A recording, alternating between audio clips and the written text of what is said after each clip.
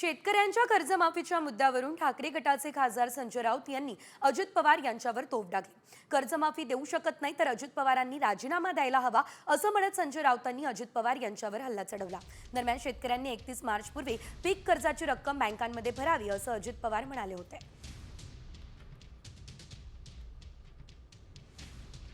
कर्जमाफीसाठी एकनाथ शिंदेंनी उपोषण करावं असं देखील त्यांनी म्हटलं असल्याचं आपल्याला बघायला मिळतंय।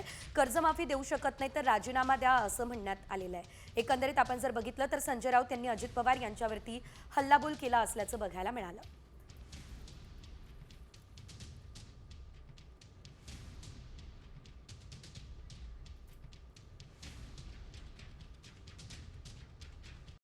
कॉमस्कोर नुसार आता isakal.com आहे देशातील नंबर 1 ची मराठी न्यूज वेबसाईट। प्रत्येक अपडेटसाठी isakal.com ला नक्की भेट द्या।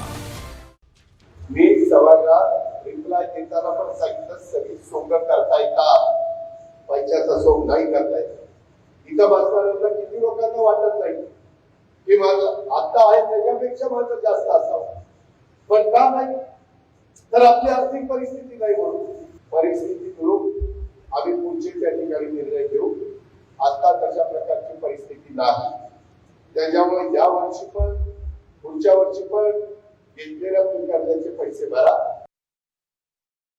आता अजित पवारांनी हात वर केलेले आहे।